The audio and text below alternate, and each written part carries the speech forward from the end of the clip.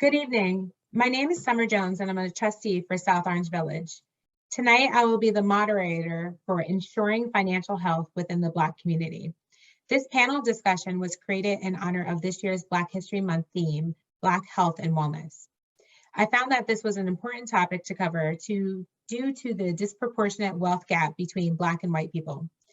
Knowing what to do is key, and I'm very far from the financial expert, so let me introduce our amazing panel.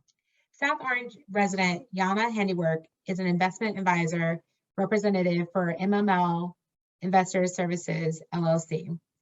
Jana's firm includes accredited professionals who have experience in the design, integration, and implementation of financial plans, insurance strategies, and both qualified and non-qualified pension plans.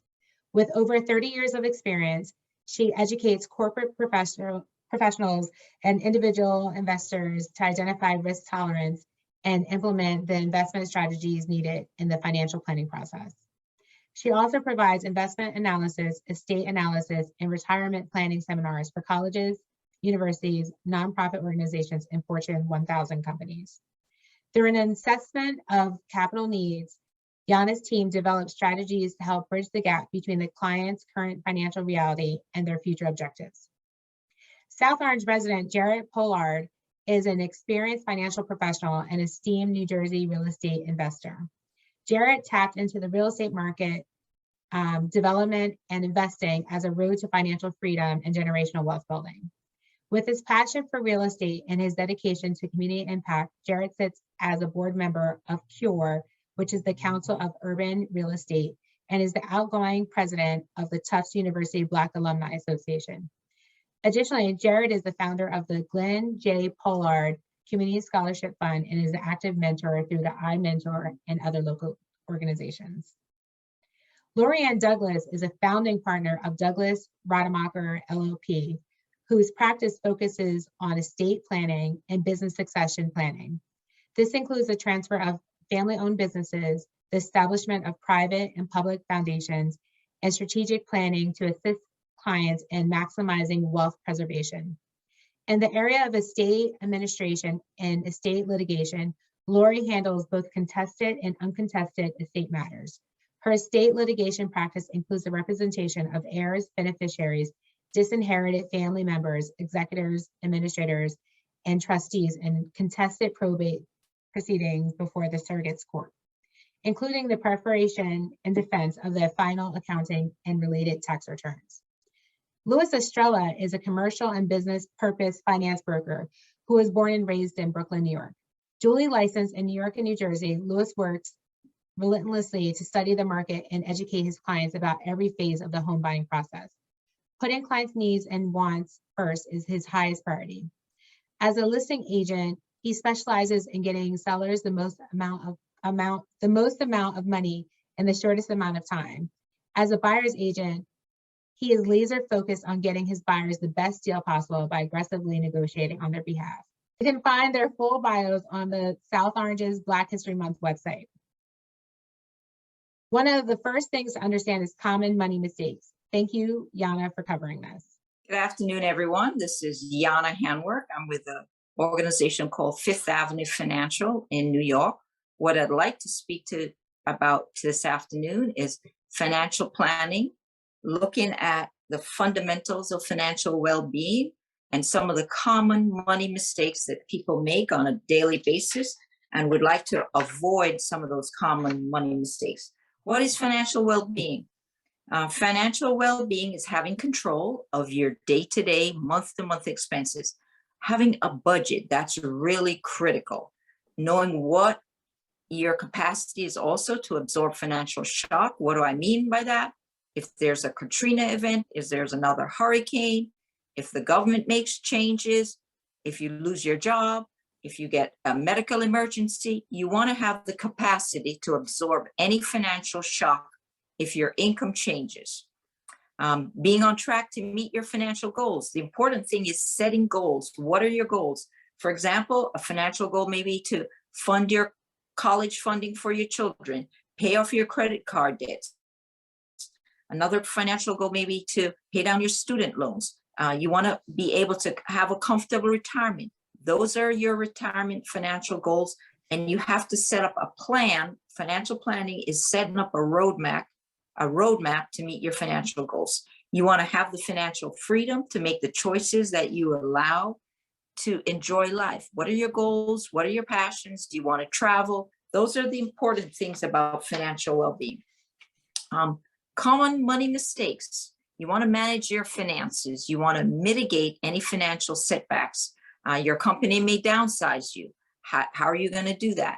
How do you stay on track with what your goals are? It's good to have a partner that's helping you staying on track, or even an associate that you work with that may be doing the same thing. It's good to have a support system around you so that you can monitor what you're doing and implement it.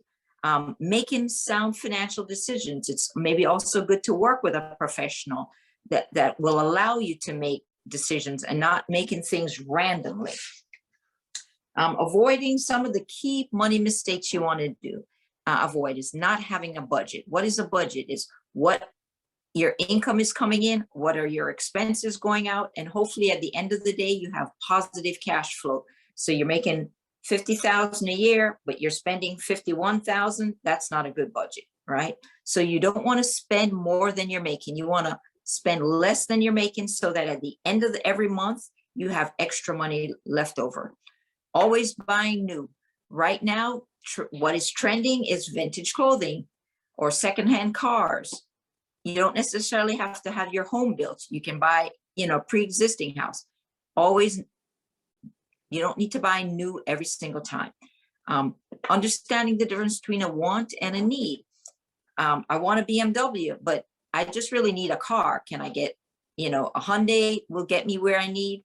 I don't need a brand new car because as you drive that car off the lot, it depreciates. So it's better to maybe buy a secondhand car right away. That will be, so understanding the difference between I want to live happily ever after, but let's be realistic. Misjudging big expenses. What do I mean by that? You buy a new home and you move in your house, even though you had an inspection and everything, and then a hurricane hits and your basement's flooded. You want to understand all the expenses that could go wrong. So misjudging big expenses. Failing to negotiate, that's critical. I'll give you an example. The ex-president, Donald Trump, owed New Jersey State $15 million of taxes because of some of his failed casinos. He negotiated that with Governor Chris Christie and brought it down to $5 million. A lot of times, if you have an IRS debt, you can work with the IRS and do what we call an offer and compromise and negotiate your taxes. Not taking discounts, that's critical. Using coupons, looking at online, there are all kinds of tools to help you with discounts. Paying unnecessary fees, your credit card, your Visa, your cable company, Verizon, they all have unnecessary fees. You want to look at that on a regular basis so that you're not paying unnecessary fees. Not knowing the slow leaks, that's critical also. Again, with credit cards and even your house, there's slow leaks. Your windows aren't tight enough, for example, and you're heating the whole neighborhood. Not planning for irregular expenses. What does that mean? That things are going to pop up that you weren't expecting, and you want to have a cushion again, so that if an irregular expense comes up, all of a sudden you need a root canal. You weren't budgeting for that, but you need to do that, or something happens to your child and you've got to budget that. So you've got to plan for the unexpected. Spending frivolously. I use this Chris Rock quote. Black people spend money they don't have, buy stuff they don't need to impress people that don't like them. So you don't need to spend frivolously. Keep it simple, keep it basic. Understand this is something that I need. It's not necessarily something that I want today. Having too many never-ending payments. What do I mean by that?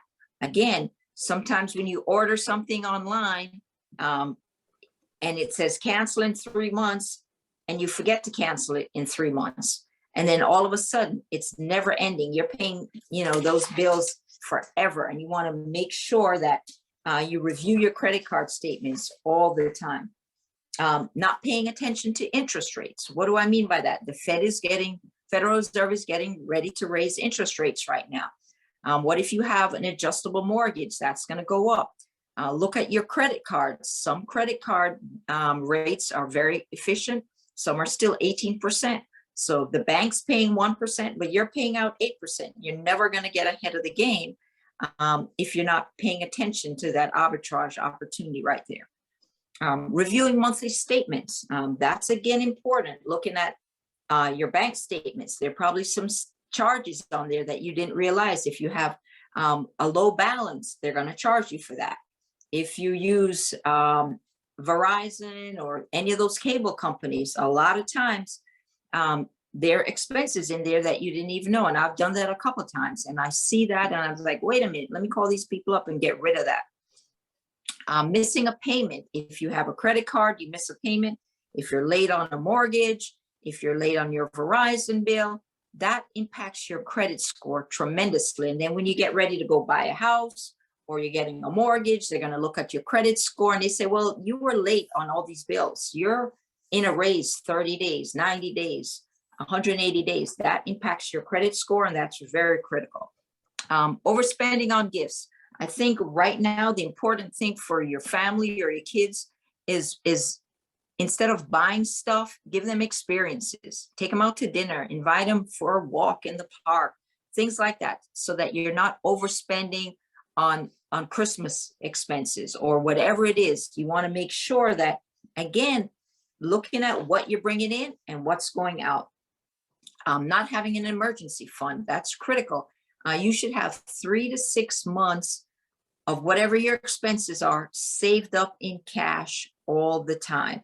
So if an emergency comes up, you don't have to use that credit card. You don't have to call up grandma and get any money.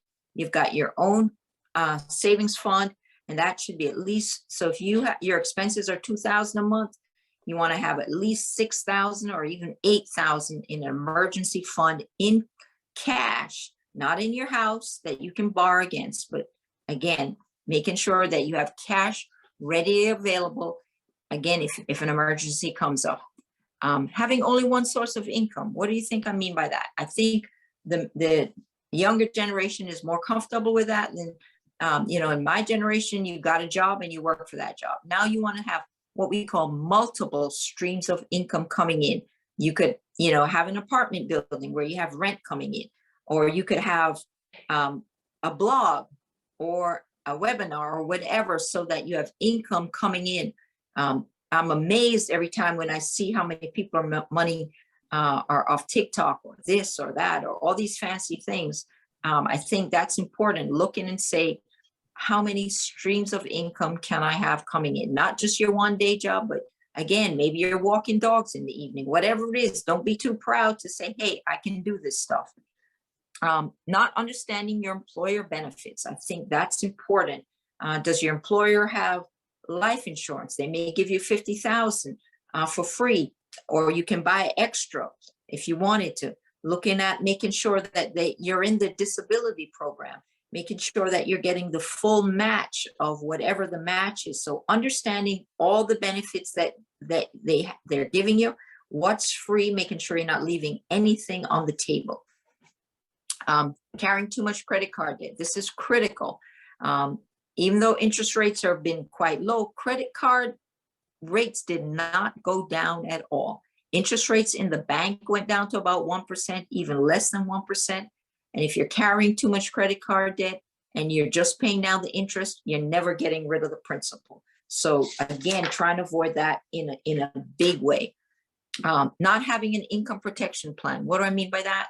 That's a disability, meaning that if something happens to you and you became disabled, you want disability that's going to protect your income, right? So having an income protection plan, sometimes if you work for an employer, they'll have short-term disability, long-term disability. If they don't, then you should have your own outside disability insurance, and that's protecting your income. If you have to pay bills and a mortgage and all of a sudden you become disabled, then your income's protected. Not having enough life insurance. If you have any children that are dependent on you, or a spouse that's dependent on you, and a sister that may have medical issues that you are helping to support, So you want to make sure that you have at least 3 to 5 times your income at minimum of life insurance. And there are a lot of different kinds of insurance. There's whole life term insurance. In the beginning, it's really not that critical what kind you have, but that you have significant amount, especially if you have young children, you've got a mortgage, you've got debt, you want to make sure that you have enough life insurance. Having too much financial complexity, keep it simple. That's very important. You don't need to get too fancy. If you've got 2 or 3 jobs that you left and you have a small amount of 401k here and an IRA over here, consolidate all of that if possible under one vehicle. So keep it simple, have a spreadsheet, go online, mint.com, and you can track everything very easily. Making rushed decisions in this environment, sometimes what I tell everybody is don't do what your neighbor is doing. Your neighbor's buying a hot stock. Don't necessarily think that you need to have that hot stock. Or, there's a bidding war going on in homes and you want to rush and buy that house. Sit tight for a little and wait till the dust settles. You don't necessarily, like I said, need to rush. This is probably one of the most important things in this whole thing is not having financial goals. Having a financial plan is very important. What are your goals? I want to pay down my college debt. I want to pay off my credit cards. I want to be able to have a comfortable retirement. What lifestyle would I like in the future? And write the goals down. If you write it down, you visualize it, you look at it every day, then it goes from being a vision to a reality. That's really what planning is all about. Is if you don't take any action from your goals, then it's just a vision. But you want to implement those goals. Not saving for the future. Again, in our community, sometimes people are just living day to day. They have enough just to pay their expenses, but you want to put aside a little bit every month, right? Skip that trip to Starbucks, skip that hair salon, skip the nails, whatever it is, cut out. It's either you pay now or you pay later.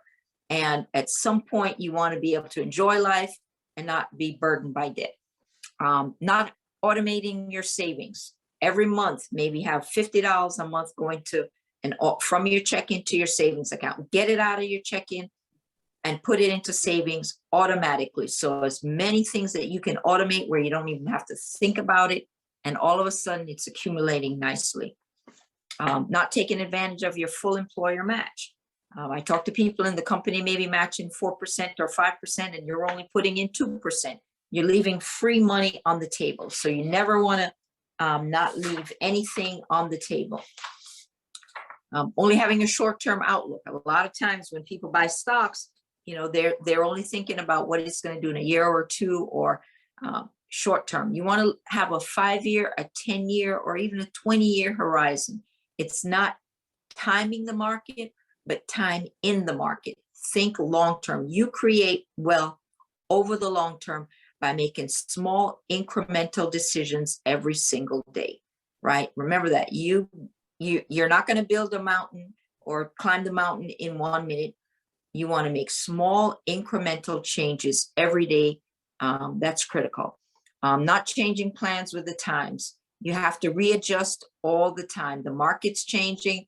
The government's changing taxes, a lot going on geopolitically, the supply chain issues. You've got to be able to be nimble, flexible, and adjust all the time. And you don't want to be stuck selling buggy whips when nobody's driving buggies anymore. Paying the wrong debts first. You want to try and pay off the debts that have the highest interest rate. So you look at your credit cards. I tell everybody, get rid of all the store cards. You don't need a store card. Maybe just 2 credit cards, one with your bank. And I know there's a lot of people play games with getting points and this and that. You don't need too many debts, right? So you pay off the one that has the highest interest rate. Always pay that one right away. Prolonging debt repayment time. Sometimes when people buy a home, the bank will say, well, if you go with a 30-year, you're better. But the bank makes way more money with a 30-year mortgage than if you have a 10-year mortgage or a 15-year mortgage. Sometimes even when you buy a car, they'll say, well, why don't you pay for it over 5 years? And it may make your monthly payment lower, but your car's already dead in 5 years. After 4 years, that car's dead. Borrowing from your retirement accounts. That's a big no-no. And sometimes maybe you have to, but you want to try not to take loans against your 401k plan, because sometimes when you leave that job, you have to pay that back. If you don't pay it back, then all of a sudden that becomes ordinary income. And if you're under 59 and a half, you have a 10% penalty. So try not to borrow against your retirement accounts unless it's a dire situation. Not understanding retirement costs. When you're thinking about retirement, you have 3 things to worry about. There may be some medical issues. There may be longevity issues. Your costs may go up. So you want to understand all the retirement costs do you want to stay in an area where the taxes are higher? Maybe you want to relocate somewhere where your taxes can be a lot lower. So understanding all of that. Having no retirement distribution strategy. What does that mean? When you're 59 and a half, you can start taking money out. The government just changed now. You don't have to take it out at 70 and a half now. It's 72. So having a strategy where if you can afford to work as long as you can, if health-wise and if you enjoy your job or doing something that you like, and then not taking out the money out of a retirement plan right away, because you're going to have to pay tax on it right away. Understanding Social Security. Social Security, you can take it out, start taking it out early at 62, but you get a very bad haircut. You only get 80% of your benefit. So if you can wait till your full retirement age, let's say that's 67. If you were born after 1960, your full retirement age is 67. And that could change. Congress is looking at that. If you can continue to let it accumulate and wait till age 70, from 67 to age 70, it grows guaranteed 8% every year. So if you can delay taking Social Security, you're way better off than taking it early, where you get a haircut and you end up locked into that number. All right. So you want to delay it as much as possible. Not talking about money to your partner. A lot of times people are very shy about it. Depends on what money issues they had growing up. But make sure that you speak with your partner. Maybe your partner is spending more unnecessarily. So talk about your partner. Make sure you're on the same page in terms of your goals and objectives. Your partner may have more school loans than you do. So look at all the factors going in, all right, what they're earning, what their earnings look like, and what their debt is. Getting professional financial advice. A lot of times people think they can day trade on their own, but a lot of those day traders now have day jobs. So you want to get financial advice. There are a lot of tools online that can help you right now. Not being knowledgeable about finances. Again, I want to stress there are a lot of good workshops that are going on like this out there. So being knowledgeable about finances is important. There are a lot of tools online that can help you to bring you up to speed, and knowledge is power. Knowledge is really power. Waiting to get started on your finances. Don't wait. Start tomorrow morning. Look at your budget as quickly as you can. Watching your credit score, that's important also, because if you get ready to buy a home, if your credit score is bad, then the interest rate they want to charge you is higher. All right. Diversifying your assets. What I mean by that, and your mom always said, don't put all your eggs in one basket. So diversify your assets. You've got cash, you've got bonds, you've got stocks, you've got small companies, you've got large companies, you've got commodities, you've got precious metals, you've got artwork, all those things, those are assets, and they don't necessarily move in tandem. So there's what we call low correlation between real estate and cash. There's higher correlation between large companies and small companies, but less correlation with real estate. So look at ways to diversify your assets so that you're not just buying one asset class. What I mean by that also is eat a balanced diet. That's really, if your favorite item is cake, you can't have cake every day, but you've got to throw some kale in. So that's the same concept of eating a balanced diet and diversifying your assets. Having a will or estate plan is very important. Prince died without a will. Everybody may remember, there've been a lot of famous people, and if you don't have a will, then there are situations where the government becomes your executor, right? So there have been quite a few famous people that died without wills or estate plans, and now you have the guardian is the state of New York or New Jersey. Also in New York, there is $5 billion. In New Jersey, very similar number. People died without a will or an estate plan, and the money after 7 years goes to the state, right? So there's a website on New Jersey, Uncollected Funds. You go to that website and see if any of your relatives have money there. $5 billion because people died without a will or an estate plan. Having out-of-date beneficiary designation, that's very important. I've had situations where a couple separated, then they got divorced, they forgot to change the life insurance, who the beneficiary was, and bingo, that ex-spouse that you really didn't like anymore, they're getting the money. So make sure that your beneficiary is always, always, always up to date, so that someone that you do not want to get the money, even if you have a home with a deed or whatever, they're getting the money, because for life insurance, whoever is on that original document, they're getting the money. All right. Paying only the minimum on a credit card. That's critical, because if you're not paying any of the principal down and you're just paying a little bit on the interest, that debt is never going down, right? So you want to pay more if they send you the bill and it says, okay, my bill is, the minimum is $50. If you can pay $100, boom, that's way better. Spending too much on housing. This is critical right now, because right now we have more demand than supply of housing, and there's a bidding war going on. I actually looked at a house last year and I walked away because all of a sudden that $400,000 house was going out for $500,000. So spending too much on housing, there's a frenzy going on right now. A lot of people were moving out the city, or, wanting a, bigger house or whatever. Sit tight, that the housing market will correct. It may not correct this year, but it's going to come down. We're in a housing bubble right now. Making sure that you're paying your mortgage over other debt. That's important, because you don't want the bank to foreclose on your house, right? So you want to look at that.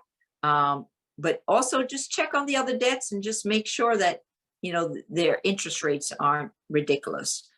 Prioritizing college funding over retirement. I think retirement is more important, because your kids can get a loan. No one's going to give you a loan for retirement. No one's going to give you scholarship for retirement. So making sure that, again, you want to support your children. When I applied to Brown, I had a loan. I had everything put together. Nothing from my parents. And that's a reality. So make sure that your retirement is more important than college funding. It sounds good, but nobody's going to give you any money for retirement. Not reading the fine print. Critical, critical, critical.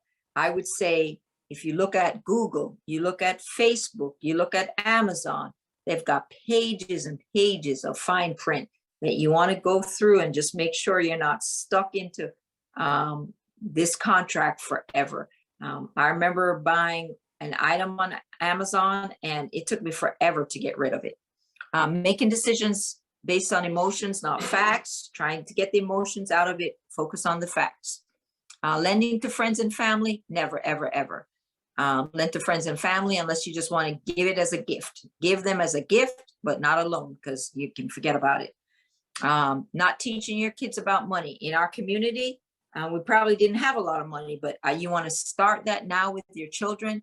Sit them down at the dining room table, go through expenses, let them understand what debt is, let them understand if, entrepreneurship, all kinds of stuff. Let them understand the value of money. In a lot of other communities, they're way better than us. So we want to be able to, again, create an empowered zone for your children so that they understand how to create wealth.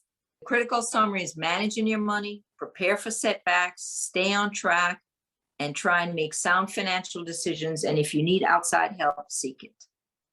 Thank you so much, Jana. That was really wonderful. It's amazing how many money mistakes we can actually make when it comes to really looking at what we need to do on a daily basis. So thank you so much for your time, Jana. And now for a roundtable discussion. So I want to thank all of you guys for being on the panel. So I have some questions, and I'm going to be honest, when I wrote these questions, they were geared towards what is going on in my life. And as you know, a lot of questions that we talk about around the dinner table or when we're with our friends is our parents might be getting older, we might have children. But the one thing that I always hear is the term generational wealth.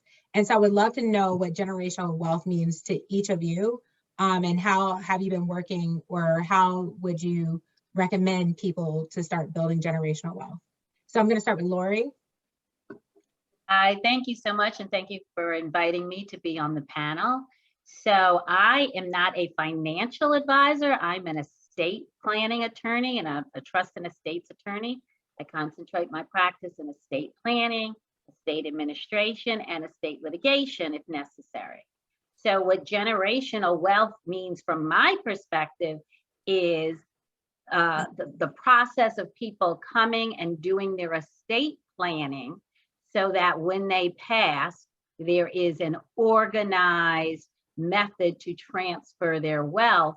And in that process, the lawyer, for example, we teach the client about the ways to transfer wealth most effectively. So most specifically, it's the use of trust. So one of the things, we very rarely do a will that says, I leave everything outright to my 3 children. We always prepare estate plans that leave everything in trust.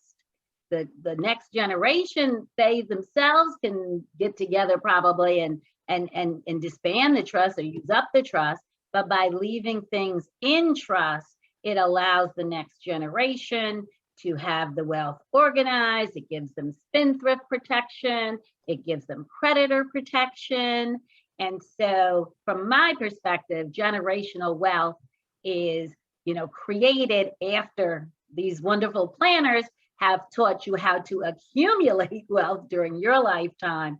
Then you work with the estate planning attorney so that you transfer that wealth in an efficient manner so that generational wealth can continue and not be lost. The reality is in most situations, in most families, especially Black families, I concentrate my practice in the African-American community, the wealth doesn't transfer past one generation. It's spent up by the next generation, and then whatever they have, hopefully they can pass something, but there's not, trust and wealth and accumulation as there is in some other communities. So for me, that's the most important thing. You have to do your planning so that when you pass, it is organized in a way that will create generational wealth as opposed to no plan, which really results in the loss of wealth on the death of the elder. Okay. I had read about it not transferring very well from especially within in the Black community. Because there's usually no plan, and so there's no state plan, and that's not conducive for accumulating wealth. Okay. Louis, do you have anything you want to add? Yeah, absolutely. So when it comes to generational wealth for me, what I've come to learn about generational wealth specifically, much like what was just mentioned, is that generational wealth is actually developed or actualized in the 3rd generation, right? So did whatever you built, did it sustain itself? And more importantly, did you teach the next generation to not just sustain it, but to build on top of that? Because you built the foundation and they essentially build on top of that and teach their offspring to do the same. I'm going to show you a prime example.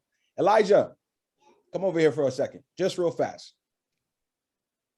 Real fast, run over. I love that you're bringing your child in, because one of the questions that I always have, you always have to teach kids. And I find that we're not, in some families, you don't teach kids about money. Absolutely. So what's your job? What do you do? Entrepreneur. You're an entrepreneur. And what does that mean? What does that mean? Make money. You make money. Okay, cool. Go back to watching your show. But for me, it was imperative to teach my son that he shouldn't just grow up to work for somebody else. He should effectively start building whatever wealth meant to him now, right? And I take him with me on all of my real estate appointments. He's always around me when I'm advising people about how to get financing or what different financing options are, which is why I didn't just stop with real estate. I also do private money lending, hard money lending, soft money, and the whole 9 yards. We have to be willing to do more. And I've always grown up with less. So it's about finding ways to be creative about that. And for me, knowing full well within our community, we have less home ownership now in 2022 than we did in the 1930s. That's dangerous for me. Especially within the last year to year and a half, I've been waking up every single day, hosting like literal live broadcasts to hundreds of people. We effectively taught more than 100,000 people about down payment assistance, closing cost assistance, and all these different assets that are available to them so they can start building. For me, generational wealth starts in real estate. So owning a home, owning investment properties, and allowing those assets to pay off our debts. So we're not robbing Peter to pay Paul, and teaching our kids to do exactly the same thing. So for me, generational wealth starts in exactly that. Okay. What's the name of your podcast? I actually do it on Clubhouse. Our club is called Everyone Deserves a Home. And last year, we were hosting a class called How to Buy Houses for $7,500, inspired by the story of the woman, Sandra Wallace, who actually purchased a house. She went from homeless to homeowner by only $7,500 out of her bank account. Oh, wow. I need to meet her. So I wanted to introduce Jared. So Jared and I had a discussion last year. So Jared, I know you know about building generational wealth through development. So can you tell me how you build generational wealth and what that means to you? Yeah, sure. So, similar to Lewis, I think real estate is one of the key tools to building generational wealth, right? Because it's one thing to collect the paycheck, but once you save to your 529, you save to your 401k, you have your emergency fund. If you're only, dealing with what's left over, oftentimes that gets spent up. And, as people noted earlier, there's not much left to get passed on to the next generation. So I've started investing in real estate probably over a decade ago. And I was working at a bank at the time, and I noticed that, I was making good money, making the bank a lot of money, but, by the time my paycheck hit the bank, a lot of it was already allocated to different things. And I didn't see a path to creating financial freedom and generational wealth for my future family. So I started with, my first real estate property.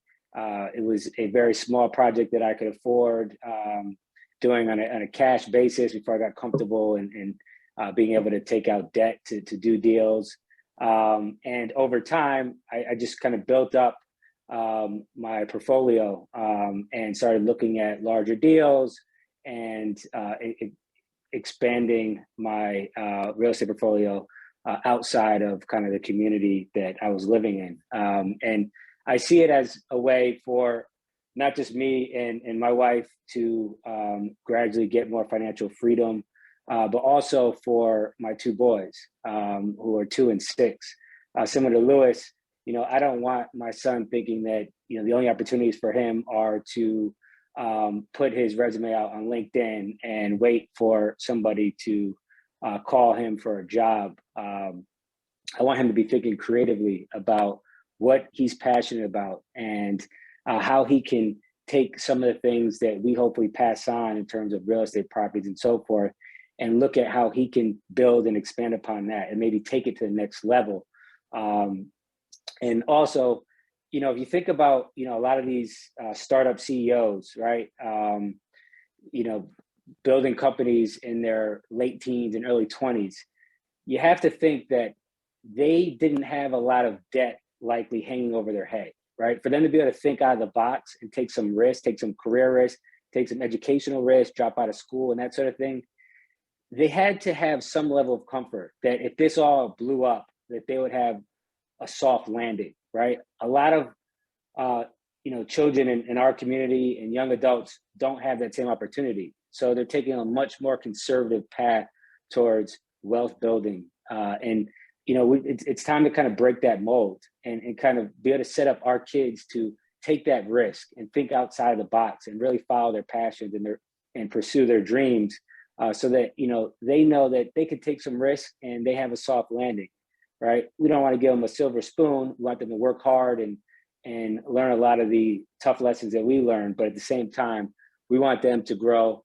exponentially and, you know, take what we built and only build it and grow it. Okay. Jana, do you want to add anything? Yes, I'd love to. One of the best ways to create generational wealth is through life insurance.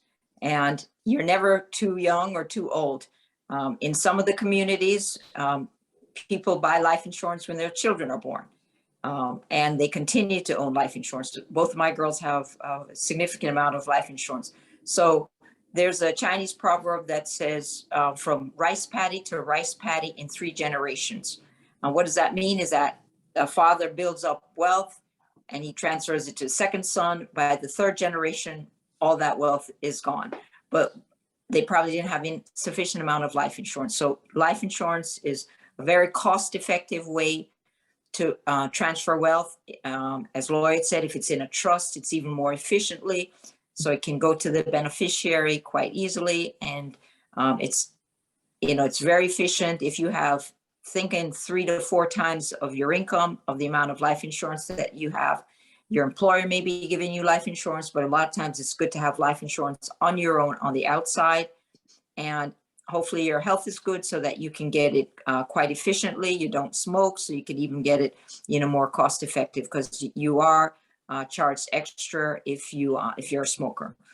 So yeah, life insurance is a great way to transfer wealth to the next generation. And I would say, again, having it on your children also, because then when they're young, the cost is much cheaper, and then they can build on it over time. Thank you. Lori, I want to turn back to you. Could I just add one thing? Yeah. On all their comments, the other thing about life insurance, especially if you invest in real estate is a great investment, but if there's an untimely death and there is not a plan and there's not any liquidity, that can really be a problem. That happens a lot. From my side, people are investing, everything's going well, and you just drop over dead. And now there's suddenly real estate to be managed, there may be taxes due, whatever. If you don't have liquidity, you have a huge problem. Life insurance guarantees you that liquidity. So, I know the insurance people talk about, and it's really, that's how I became an estate planning attorney. I was married to a life insurance salesman. And so learning about life insurance is what first led me to say, oh, I could add this to my practice. That was 30 years ago. And so, there's good reasons for life insurance, but all those things will connect, because you can't create generational wealth if when the homeowner or the real estate owner dies, there's not money to administer the estate, pay the debts, manage the properties, all those things. So from an estate planning perspective, Lori, I have some people in my family, again, a lot of these questions are geared towards me, right? I have some people in my family that it's very hard to make them understand why they need to look at estate planning, right? So I have a relative that owns 10 houses. He has life insurance. I don't know if it covers the cost of the 10 houses. What are some ways that you actually encourage people to do estate planning, or is there a way to encourage people that really? I mean, it's just through programs like this. The reality is if your uncle with the 10 properties called me and sent me his estate planning questionnaire, I would show him, great, your 10 properties are worth whatever, $10 million, and the life insurance that you have for $10 million is just going to add another $10 million on top of your estate, if not in, held in a irrevocable trust or handled properly. So, it sort of doesn't matter how much you accumulate if when you die, there is no plan. And the only way is for people to recognize that. And the reality is most people learn it through some crisis in a family member's estate. When somebody dies, you hear about the big disaster, or a lot of times people have more than one child, and if you just die, it goes in equal shares, and those children don't get along. Maybe one person lives in the house with mom, the other people don't. They don't want their sibling staying in the house and taking up their inheritance, not paying the bills, all those things. So, across the board, the most significant thing is that people recognize they have to take a step and see somebody. And usually the financial advisors, the mortgage brokers, the CPAs, all those people who see people's money and real estate, they say, hey, do you have an estate plan? You need a will, you need this. And that's how we get our referrals. It comes from the people that see money and they say, you need to do this. So for your uncle, the best way to say it is, when you pass, if you don't have a plan, this is just going to be a disaster. Real estate goes by the deed. And so I can't tell you how many people own property with their siblings and nobody's really paying attention to it. And one sibling dies and the children of that sibling gets cut out of the property because they owned a joint with right of survivorship and nobody was paying attention. So all of these things, the most important thing to do is just to do it. And how do we get people to do it? By educating them and having their own planners say, it's not just enough to do your financial planning. You need to be thinking about what happens when you pass, because you will pass. The question is only, you don't know when. And so I got a call yesterday from a friend. Her 48-year-old sister-in-law just died, suffered some kind of medical at the gym. She worked out every day and she just died at the gym.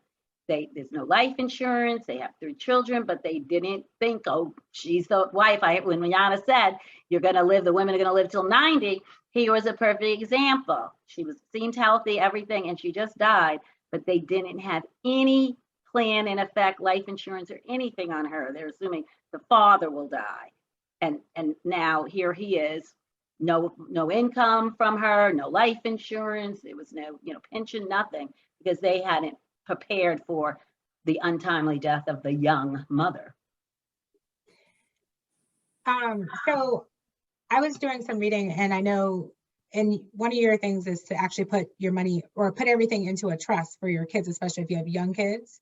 Is that a way, because I was reading about estate tax, like you get tax on whatever estate is. Okay, you're about to confuse a lot of things. So trust, there are different kinds of trusts that do all kinds of things, but the trust you're really talking about that doesn't give you tax savings. That's just a way to house your property. So for example, minors cannot inherit. So if you die and your children are under 18, they cannot inherit. It's a whole complicated saga through the court process. But if you have a will or a revocable trust that's already funded, where that document says it now goes in further trust to the children, now the trustees become the owners and the legal owners, and the children are the beneficiaries. And then the document would provide at 21 or 25, they can become a trustee also, and those kinds of things. So that's one kind of trust. That's for like a will substitute, another way to organize. Then there are separate trusts that will give you tax savings, but most of those are irrevocable. If you want to get the benefit of not paying the tax on the money later, you got to give it up. And so, you have to understand there's some benefits to setting up these trusts. You freeze your estate, you get it out, but at the same time, you now have lost the control. So if you set it up in a trust for your children where you give it to them, so it's out of your estate, if later on you want that money back, you can't get it. Okay. Now, Louis, I see you over there nodding your head like you wanted to add something. No, absolutely. First and foremost, fresh out of college, just before I even left college, I was licensed in life insurance. So I fully understood. I mean, I still had, it was like Similac on my breath when I was talking to older people about the importance of getting life insurance. And they're like, what do you know about that? Right. But oftentimes those same people were tricked or misled into getting term life insurance in comparison to whole life insurance, right? And not understanding the difference. So as they were talking about the importance of getting your life insurance early, I couldn't agree with them more, right? Because the life insurance terms between somebody older in age, regardless of what the age is, if you didn't lock that in at an earlier age, you're just paying a higher premium for less benefit. So it definitely doesn't help our community at all in that phase. And then with regards to the trust, we see it all the time too. The properties going into probate because everybody thought everything was peachy keen and it was just going to be inherited, and people didn't set it up correctly. So it ends up in the court and not actually passing on. So I couldn't agree with that more. Okay. I'd like to, I think the important thing for everyone is planning. That's really the most important thing, where if you fail to plan, you're going to fail, right? So just having some goals, having some objectives, writing everything down and implementing. So it's good to have a plan. Laura can confess to this, but you got to sign the documents, you got to implement it, you got to, review it on an annual basis. So I think workshops like this are important, that people have to plan. Nothing happens automatically. You are going to die, but you've got to prepare. You buy real estate, you buy life insurance, you have stocks and bonds, and you look at everything that's available to you, and you work with a financial person. That's great. Jared, I have a question for you, and I'm going to bring it back to the program that you were starting for the youth. It's very important to make sure that our kids, just like Lewis, and he brought his son and he wants to be an entrepreneur. It's very important that our kids are aware of what they need to do in the future in order to be successful. Can you tell us a little bit about the program that you were putting into place? Yeah, sure. So I sit on the board of the Council of Urban Real Estate that focuses on increasing diversity in the commercial real estate industry, because as you probably are aware, the percentages are very low, and there hasn't been much progress made in the space over the last 10 or 20 years, despite many efforts to do so. And particularly in real estate development, it's sort of, industry that, particularly in our community, people don't talk about, people don't know about. Even if, in college, you're not really hearing much about real estate development and real estate investing in classes and so forth. So my cousin and I decided to put together a program called Building Blocks, where it would essentially take both high school students and underclassmen, college students, and expose them to commercial real estate and real estate development through an internship program. And so in addition to having professionals from, architects, planners, project managers, real estate attorneys, et cetera, speaking to these students and giving them different ideas around professions that surround the space, they're also getting exposure to firsthand real estate projects at different stages in the development cycle. And the hope is that, this sparks an interest in at least a subset of these students, where they look at a path in real estate, whether it's real estate investing, real estate development, or what have you, where otherwise they wouldn't have known about it, they wouldn't have understood the generational wealth benefits of the industry. If you look at the Forbes list, right, you look at the top 50 families on the Forbes list, over 70% have made their money in real estate. And it's a travesty that our communities, just don't understand the principles of it. We're so far behind on home ownership, which is typically a family's largest asset.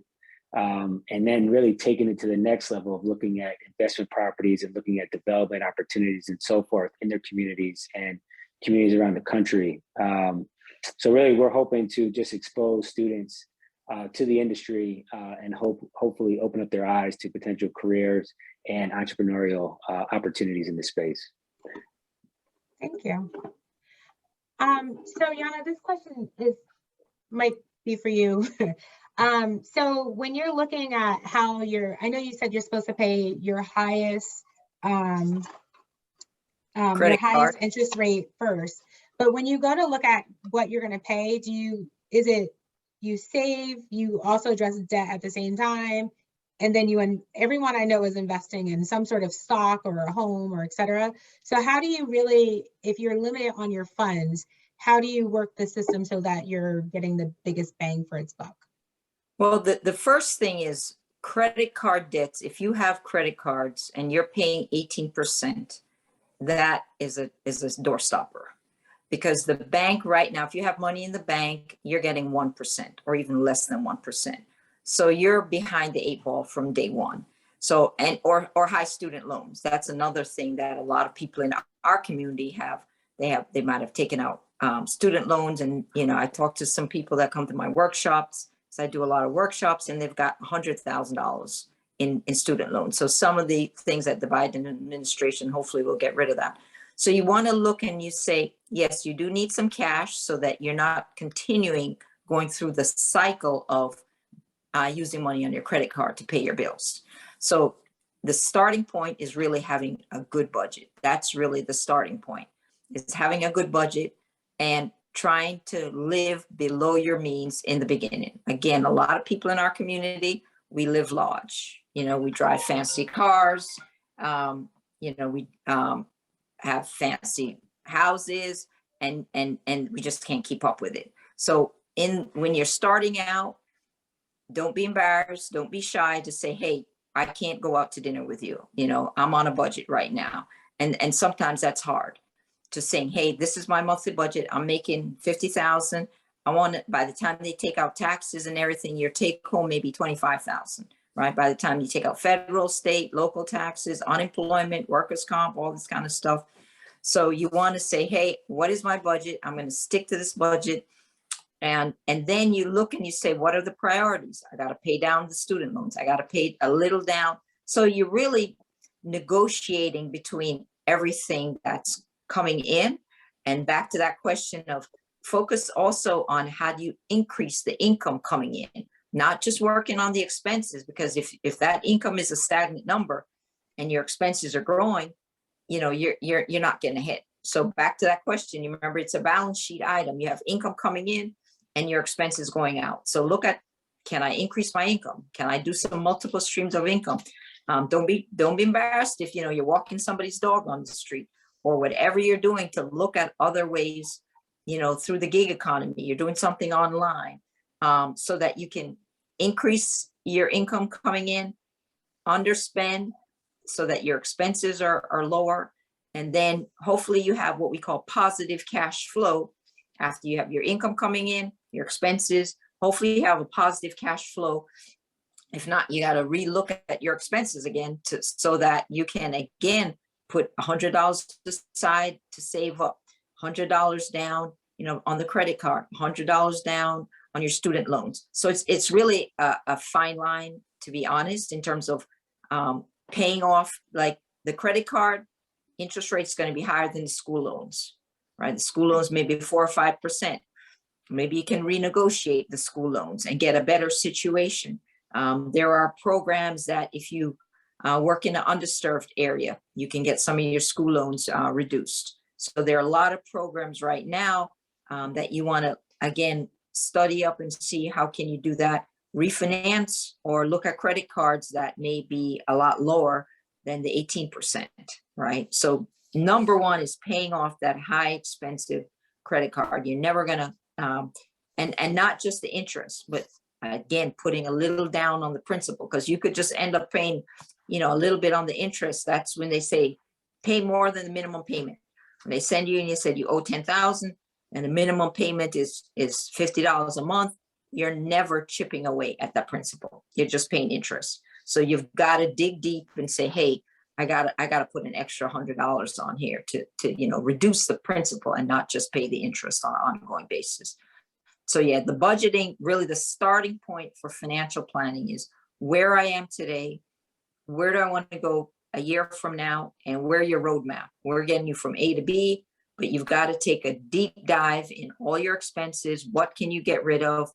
And you may want to, again, be very conservative in the beginning in terms of, what your expenses are and where your money is going. Okay, thank you. So we're going to close out today's panel discussion, but I do want to ask one question. When people walk away from here, what do you think that they really should turn to focus? I'm going to do a roundtable, and I'm going to start with Lori. So what do you want people to get out of this panel discussion, and what area do you think that they should focus on first? Well, what I would like people to get out of this is that they need to be active in planning for disability and death. We didn't even get to talk about disability, but quite frankly, the documents there, not only do you need a will, but everyone needs to have a healthcare proxy to appoint somebody to make their medical decisions when they cannot make them, as well as a financial power of attorney, because even if you're married, that does not necessarily give your spouse access to your financial accounts if you're disabled. Those documents are statutory in nature and are typically readily available on your state website, your Department of State website, your health department website. Financial powers of attorney can often be found online for free at title companies, for example. They usually have them. And so everyone should really on their own do those documents in case you become disabled, because if you do and you don't have anything in place, it's really a big hardship. You end up in a conservator guardianship situation like Britney Spears. And so those are really the documents. We didn't get to them, but everyone should do those. You could do them yourself. And then everyone should, meet with an estate planning attorney, have a consultation, see what you need. Some people don't need as much as others. Some people need to check their beneficiary designation. Some people need to put joint owners on their accounts because it's easier. They have one child. It's easier to put the child on as a joint owner, maybe on your bank account, than it is to worry about setting up a will. So everybody's situation is different, and you should really talk to somebody and not try to do it yourself. One of my biggest pet peeves lately is the DIY legal Zoom estate plan, because you're not a lawyer and it's complex drafting wills and trusts. And we are really seeing a lot more as these DIY kits become popular. We're really seeing a lot of bad wills and bad trusts that people have tried to do themselves that just leads to an estate administration that was, as bad as if there had been no plan. So speak to somebody and do it. That's the most important thing from my perspective, is make an effort in the next 30 days. Have your medical and financial directives in place for disability, and talk to an expert in planning, and have done what is right for you and your financial situation. Okay, and your family situation. Because again, minor children, the only place you can legally appoint guardians for minor children is in a will. So if the parents are in a joint accident, or only one parent has guardianship, or whatever it is, if that's not there, that nomination, then it's kind of up for grabs. Hopefully your family members will step up, but you don't really know what's going to happen. That is the truth. Jared? Yeah, what I would say is, a lot of gems have been thrown out today, and it's a lot to, sort of absorb and take in. But what I would suggest is that folks choose at least 2 or 3 action items from all the different things that were discussed tonight, right? Whether it's around estate planning, whether it's around automatic savings plans, whether it's around, life insurance, whether it's around real estate investing, pick, 2 or 3 items that stuck out to you, that you really feel like you could implement in the next, call it 3 to 4 months, and make that a priority. Because I think a lot of people listen into these things, they read books on, being financially responsible, they read Rich Dad, Poor Dad, and they feel like they figured it all out, but then they do nothing with that information. I think that's the most important thing, is to take action, because as a community, we have a lot of the resources, if we just, help each other and reach out to each other to get advice, and to figure out where best to allocate our time and our priorities around this. But, financial health and financial freedom and generational wealth are hugely important. So, take the next steps to taking action. Awesome. Thank you so much. Louis? Absolutely. So in addition to Jared's point, I'm going to challenge everybody, both on this call and anybody who ends up listening to this, to be excited about the future as it stands, right? The biggest transfer of wealth is happening right before our very eyes on some of the things that we're not familiar with, right? We hear the terms cryptocurrency. We hear the terms NFTs, non-fungible tokens. We hear about metaverse and digital real estate. These things are real, right? And whether we want to believe them or not, there was just a property sold in Tampa Bay, multiple bids, over 1,500 investors lined up to bid against this property. And it sounds far-fetched, still sounds like sci-fi to some people, but this is the world as we know it, and it's changing. So I challenge us to learn, right? Although the archaic nature of everything we've learned thus far makes us comfortable. Our comfort zone is a beautiful place, but nothing grows there. Not our wealth, not our futures, and definitely not ourselves. So I challenge us to learn what we've talked about thus far, and then stretch our comfort zones a little bit further and learn about these oncoming assets or asset generation tools, because they're exactly that. If all you have is a hammer, everything looks like a nail, right? So we want to remind people to don't just stop here. Use these things as building blocks, much like my brother Jared's organization, but use them as building blocks to build even further. So I don't want this education to just stop here, and go out there and get after it. Thank you so much. Last word, Jana? Yeah, I think the important thing is, one, as the gentleman said, education, but really take a step back and say, what brings you joy? What are your passions? What are your goals and your objectives? That's the starting point. What brings you happiness, right? That's the starting point. And then create a plan. And if you say, I want to buy a house, I want college funding, create a roadmap. Financial planning is basically a roadmap. You assess where you are today, look at your future goals and objectives and what are the gaps, and work with a planner to get you from point A to point B. So where your GPS is, right? We want to help you get from A to B.